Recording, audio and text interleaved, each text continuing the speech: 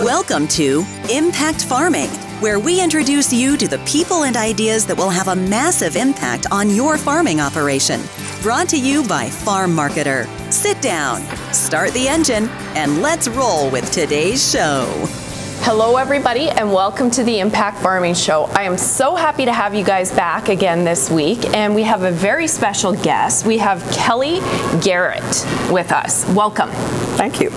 We are here at the Advancing Women Conference, Advancing Women in Agriculture Conference in Calgary, and Kellie's going to be speaking about coaching for farmers. So I love this concept. And on our show, our goal is to bring farmers the people and ideas that are going to impact their farming operation.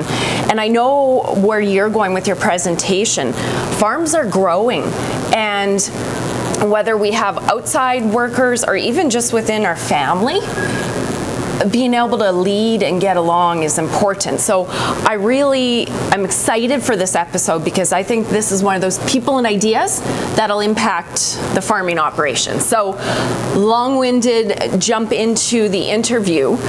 Kellie, you are a speaker. You are an executive coach. You are a business consultant, board director, and you have been named one of Canada's top 100 most powerful women. There you go. What an honor. Congratulations. Yeah, thank you. So everybody, we have a powerhouse lady in the house today. So before we dive into coaching for farmers, can you tell me a little bit about you and your background? Sure.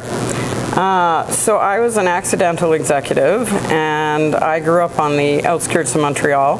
So the only farming around where I grew up was apples and dairy and corn. Oh yes, okay. I moved to Saskatchewan 26 years ago and wound up working for Farm Credit, and all of a sudden I was going coast to coast, traipsing around farms and agribusinesses, learning all about that industry, which I hadn't known much about in the past. Okay. I started my career in Toronto as an advertising communications copywriter. Oh really? Yeah. Okay. And then ended up in marketing and communication in healthcare out in Toronto before I came to Saskatchewan. And I was the least ambitious soul you ever met. But really? Yeah, totally. Everyone says that now.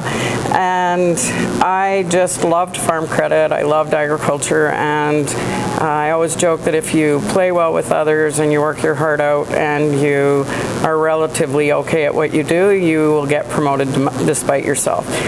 So along the way, I got really interested in leadership because I didn't aspire to be a boss, and I kept getting promoted. So director, assistant VP, VP, senior VP, and I thought, well, if I'm going to be a boss, I want to learn how to be a darn good one.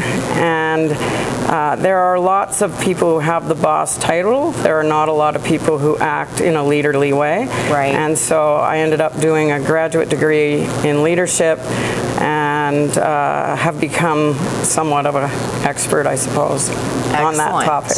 I love working with people no matter where you're at. It's all about people. It's all about leadership. Yeah. Whatever business you're in, well, even relationships, right? It's all about people. If you can't get along with people, well, we're going to have problems. You won't go very far. Yeah. Okay, so that is such a phenomenal background. How did you end up coming into coaching? Good question. So in the early 2000s, when I was at Farm Credit, our CEO became fascinated by, or some might say obsessed with, how we could improve employee morale, because Farm Credit had turned around from being a lender of last resort and was doing really well on customer experience surveys and things like that. Financially, we were okay, but we didn't have really high employee engagement. And so the CEO enlisted me and one of my peers, so the CEO was John Ryan and my peer was Greg Honey, to help shift the culture along with the rest of the senior team.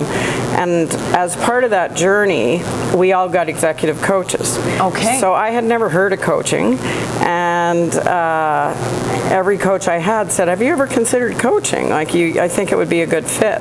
And what I loved about having a coach was it was someone who wasn't a boss or a peer. Yeah. So they weren't mired in the internal shenanigans that happen in any organization. True. And they were like this wonderful sounding board who could help me figure out what I needed to get better at, provide me with ideas on how to up my game. So one of my issues was apparently I had an intimidating and powerful presence, and I honestly didn't know I did until I was 40. Okay. I mean, you're just swimming around life in the water you're used to. You're not used to being told what impact you have on others. You're just being yourself. Right. Yeah. But we kept getting 360s on what our impact was on each other, and that was one of the pieces of impact. And so if you're perceived as intimidating and sometimes dominating, because I'm a talkative person, I have a big presence, I think fast, then you're going to shut other people down. And I didn't want to do that. I didn't want to have that kind of impact. So I worked with a coach to get better at that. And at one point I said to him, I'm just so frustrated. I want to cut that out of myself. I don't see it, and I don't know how to manage what I can't see. Okay. And he said, well, good luck with that as part of your DNA. He said, what you're going to have to do is learn how to deal with your presence and your impact like a throttle. Okay. So a Ferrari's still a Ferrari when the engine's turned off, but you notice that it has a presence. So, and if it's driving down the main drag in Regina, it's not allowed to go full throttle. But on the Autobahn, it could. Okay. So when I'm on stage, I can let her rip. But when I'm in a meeting, I need to listen more than I talk. I need to watch my body language and my facial expression, because I have what my father called my fierce, intelligent look. Oh, okay. Which is a frowning, not so sweet look. And so all these things that we're not taught. No, and you don't know, because you don't see yourself, right? So learning to manage your impact is an important piece that a coach can help you with. Okay. Now, some people who are introverted, they might have a senior position. They have to push the throttle out further. They have to speak up in a meeting. They have to let their presence be known. So we all have different issues. Right. Okay. That's neat. I'm really interested in this stuff. I'm a self-help junkie, so yeah, me too. I love this. I love this. Okay, so now, before we jump into coaching for farmers, what is coaching? I mean, you touched on it a little bit. What's coaching? Yeah, what the heck is it? Yeah. So coaching has grown dramatically in the last couple of decades. Yeah. It's like a $2 billion industry worldwide, to the best they can figure it out. And basically, a client meets with a coach when they want to shift something from the current state to some desired future state. Okay. So maybe somebody is running their own business and they're fantastic at being an entrepreneur and dreaming up new things and so on, but maybe they're not really all that good at leading a team. Yeah. So they might work with a coach to understand first what their impact is on the team. The coach might do interviews with some of their direct reports or peers, and then help them come up with a plan on how to shift from not having the impact they want to have to having a better impact. Okay, very neat. Okay, I've heard of, I mean, you can't not hear of coaching these days, and especially in the business world, in the entrepreneurial world, it's just huge. Mm-hmm. So I love that the conversation is coming to farming. These are the ideas I like to bring to farmers, right? Because very often they're out in the field or out with the animals and just working on production that sometimes, well, we all have room to grow in those different life skills, right? Like leadership. So coaching for farmers. So I have coached a producer in Saskatchewan. I'm also currently coaching a CEO of an agriculture software startup in Iowa. Okay. Producers and agribusiness owners can hire a coach for a variety of reasons. So there's anything from business coaching, where a coach is helping you look at how you run your business and that kind of thing, which kind of is on the edge of consulting, but it's still coaching. the more common coaching I see with agriculture is, I have expanded my operation, so now I have more staff reporting to me. Right. What's the appropriate level of oversight so that I don't micromanage and tell them what to do all the time, which is not really encouraging to most people. Right. How do I delegate appropriately? How do I hold people accountable when they're not doing the job to the level that I think they need to do it? I don't want to swoop in and take over, but I want to have a performance conversation to help them get better. Okay. So a case like that, often a producer hasn't been exposed to leadership principles. Yes. How do you help a new team pull together and share with each other feedback when things aren't going that well, including upward to the owner or the boss? So I might give them some reading. I might ask them to notice some patterns if they've been told they micromanage. So notice what triggers that. Then we discuss about what they found out. So that's one example. Okay, that is excellent. So how would a farmer know if coaching's right? I mean, you kind of answered that. If they're Yeah. How would they know if they're in a position where they should get a coach? Well, I think coaching is one of the tools in your toolbox as a business person in agriculture. One coach who I really admire in Manitoba specializes in succession coaching. Okay. So succession is a big deal in farm families. Yes. And it can be really fraught and really heated. And Elaine Fraze is her name, F-R-O-E-S-E. She goes in and works usually with the whole family eventually to have those difficult conversations. So both coaches the person as well as perhaps facilitates discussion, debriefs on how it went. Okay. They might try another tactic next time. So there are all kinds of different types of coaching. I think if you're kind of at thinking, I'm kind of at a loss as to what to do next. Okay. I think I might need some additional help. A coach is one opportunity that you might want to pursue. Fantastic. And you know what? I mean, coaches are fantastic for startups and business, but I could totally see the power in farming operations, and especially because you add in that family dynamic. Oh yeah. So I'm thinking as a business owner with my team and trying to provide leadership and working together. Okay, there's the easy things there, and then the challenges you come into. Now add in your brother, your cousin, your dad, and so many layers of family dynamics and hierarchy and challenges and past. Yeah. I could see where a farmer, maybe somebody that's coming into the operation, trying to take over, I could just see the power in coaching for farmers. Yeah. I really could. Yeah. Yeah. Okay, now going about finding a coach.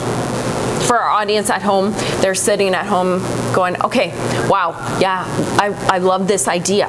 Where in the world do I find a coach? I mean, you're available.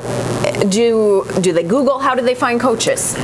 Well, you certainly can Google and you'll come up with a whole bunch of coaches. Yeah. You might want to, I would Google certified coaches in my area or something like that.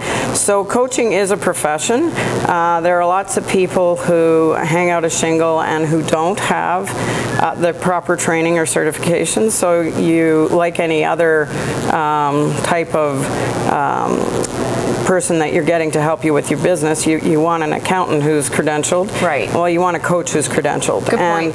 And that means that we have received a certain amount of training, written exams, adhere to a code of ethics and confidentiality. The International Coach Federation is the biggest certifying body. It's ICF. And if you Google ICF Coach Finder, you can find coaches in your own area. Okay, excellent.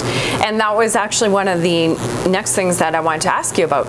So our audience are farmers from across Canada. Actually, I always say across Canada. Honestly, across the world now. There's no boundaries with the internet. So our audience, they're in rural areas and they're going, yeah, that's great. I would love a coach, but I can't take the time to get into the city. I just don't have time for that. Right. Coaches are more dispersed than you might think, but for lots of us, like I've never met my Iowa client face-to-face. We do Zoom calls, which is kind of like Skype. Okay. So I can see her and she can see me.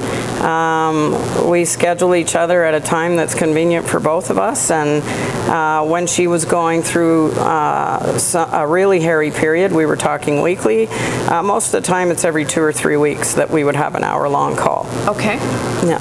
Okay, excellent. So you don't need to see your coach face-to-face? No, I mean, I'm of an age where I still think face-to-face is nicer. Yeah. But it certainly isn't a barrier. Okay, perfect. So I've done some coaching. I've been coached. Oh. Sorry. Rephrase that. And I've had the distance, and my coach has also come to us. Now, one of the things I want to ask you about is, how do you know if the coach is right? It's going to be a weird analogy, but it's a little bit like dating. There should be a little bit of click, right? Yeah. So that's a great question. So I always recommend that clients interview 2 or 3 coaches. Okay. With most coaches, you can book a half-hour call and get a sense of what their style is, ask them what their approach is, and so on, feel if you have that rapport. I also encourage prospective clients to do reference checks. Oh, so I often will give 3 names and the woman in Iowa did follow up and check references. So it just gives you a little added assurance that you're picking the right person for you. Okay, that's excellent. I love this idea. I know so many farmers and big operations, big dollars, and there's so much on farmers' brains at all times. Oh yeah. And and even actually as a business owner, you are so busy running the business and wearing all those different hats that the leadership, and that's where I'm going again. The leadership is so important to making sure your team's happy, because happy team members lead to productivity, they stay, it's what you want, right? Yeah. So there is a book that I highly recommend. One of the other things I do is I'm a certified Dare to Lead facilitator with Brene Brown. I've seen that. I love that. So Brene Brown put out a book. It's a quick read. She put it out in October. It's called Dare to Lead. And so if you haven't had leadership training and you're struggling with how to have good, productive feedback sessions with people who work with you, and you just want to up your game, I really recommend that book. You can also hire a Dare to Lead certified facilitator in most parts of Canada. You are one, right? Yes. Yeah. Okay. And you can do a session with your team for a half day or a full day. Brene Brown's work certainly isn't the only kind of leadership training you can get, but what I like about her book is it's really short, it's really practical, it's got examples in there that you could apply on your own. Okay. Funny thing, I was just in the airport. That's where I pick up all my books. Yes. And hers was sitting there. So when I leave Calgary, I'm actually picking that book up. It's actually one of my next reads. So I'm excited about that. And it's an easy read. She's funny and has the depth. So I recommend that one. Okay. And I just want to go somewhere with you in this conversation and maybe answer some questions that people are thinking about at home. I know I'm a very confidential person. Oh yeah. I'm not introverted by any means, but I'm very much trust is my most important thing. I'm slow to open up, and I know when I was looking to hire my coach, that was a big deal, because you're spilling your guts, you're sharing your problems, and not only that, you're often sharing financials, if that's what you're talking about. So to me, I had a few big hurdles to get over about that, and maybe for farmers at home who are also very private and proud, Can you talk a little bit about that? Because I know, just thinking back to my experience, that wasn't easy. No. And I'm not a shy person, again, so I can feel the questions coming at the camera here. Yeah. I think that's why it's important to hire a certified coach. They are bound by the Code of Ethics, and confidentiality is front and center. Okay. I also have my clients sign a contract which states the honoring of confidentiality and has a link to the ethics so that they can go check that out. Excellent. And part of the coach's job is to establish that feeling of safety and trust so that the client can open up, because your coach can only help you as far as you let the coach in. Oh yeah. So how do you find a way, and it has to be rapport for sure, but if you have those building blocks in place in terms of honoring confidentiality, and then you make the leap of trust with this person you don't really know. But the coach, part of the coach's job is to establish that safe container. Okay. And I know, just walking through, because it was just such a big deal for me, going, okay, well, you know what? This coaching, consulting is this person's career. And honestly, at the end of the day, if you don't want to jeopardize your career and your integrity as a coach, aside from the agreements, and I'm just walking people through what I went through, the individual that's providing these services are just like a lawyer and a doctor. I mean, you guys are held to that. That's your career, and we're not paid quite as much. Yeah, well, that's a topic for a different episode.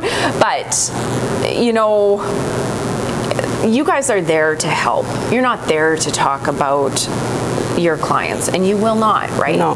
I don't even reveal who I'm coaching unless they tell me it's okay. Okay. So sometimes they'll say, oh, you know, or they'll tweet or whatever, I'm working with Kellie Garrett as my coach. Well, and then we'll have a conversation, and I'm like, I'm totally fine with that, but I never reveal who my clients are unless they want me to. Okay. Excellent. I know you guys out there, that's just been such a big thing for me to just go through those stages. And again, I'm not shy, and I know I had those stumbling blocks that I had to get over. So if I can ask you those questions to help people get over it quicker, to me that's really important. And I guess I'm just going with this and thinking back through my experience. One of the things, again, confident person, when I was looking at getting a coach, you go, oh my gosh, they're going to judge me, right? They're going to, oh my gosh, if I say that, they'll be like, oh my gosh. That's not the case at all, eh? Oh no, you've heard everything. You really have. And you know, one thing, being a self-help guru, you really learn that everybody is pretty much the same, right? In essence, we're all people. We struggle with much the same things. Yeah, we're there's all variations humans. on a theme. Yeah. And when you're talking to a coach, and I know I went through this, you don't want to say that, but then you say it and you go, oh yeah, okay, no big deal. So what was your experience with coaching? You know, I really enjoyed it. I did. And I'm actually thinking about doing it again. I did it for a period of time for this phase of the business. And as a person, you're always growing. And as a business, you're always growing. So I did it for that chunk of time, stopped it, learned, evaluated, but now I'm at a different point in my career and realizing that what got me here isn't going to get me there.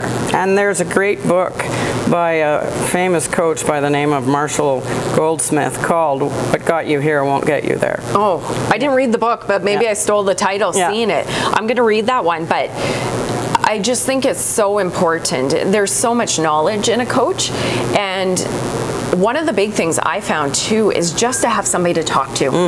That was, and I don't even think it's a female male thing, just having somebody that's not part of your family, having somebody that's not one of your team members to just talk to and say, hey, I'm dealing with this problem. What do you think? Am I crazy that I'm wanting to handle it this way? And just bouncing it off somebody? Yeah. And coaches don't generally dispense advice. That's what consultants do. Right. Coaches are asking you questions and framing the discussion to help you discover the answer that's right for you. Yeah.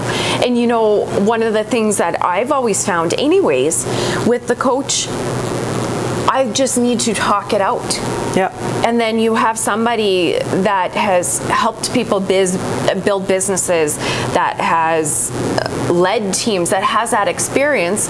So you just talk it out, and often as you're saying it, you're kind of finalizing your thoughts. Yeah. And then you bounce it off, and then they might ask that leading question. Yeah. Mm-hmm. Anyways, I could go on for hours. I found coaching to be such a fantastic experience, really. Yeah. I mean, if you want to shortcut your growth in life and really do well quick, I think coaching's a great thing. Yeah, I love it. Okay. I'm trying to think back to my experience coaching. It wasn't that long ago, but I think those were two of my main stumbling blocks, would be the confidentiality and the, oh my God, the coach is going to think I'm crazy if I say this, right? So I'm actually really happy I asked you that, because I think honesty is important, and I imagine most people will have those same stumbling blocks, right? Yeah. Yep. Okay. So we're going to work to wrap the interview up. This has been fantastic. What words of wisdom would you leave with our audience? Well, I would say that whether you hire a coach or not, if you're in a leadership position in an agribusiness or a farm, then you're automatically concerned with the bottom line and with efficiency and all those things. You need to be equally fascinated with drawing out the best in your people by being a really strong leader. That is gold. That is gold right there. So I wanted to thank you so very much. I hope everybody at home enjoyed this episode. And if our audience would like to get in touch with you, how can they find you? Just look up Kellie Garrett, Kellie, and Garrett as it sounds. Excellent. Well, thank you so much for joining us. Thank you. Thank you. And we'll see you guys next time. Bye. You've been listening to Impact Farming. For more great episodes and articles designed to help you manage and grow your farming operation, head on over to farmmarketer.com. Don't forget to sign up while you're there. We will see you on the next episode.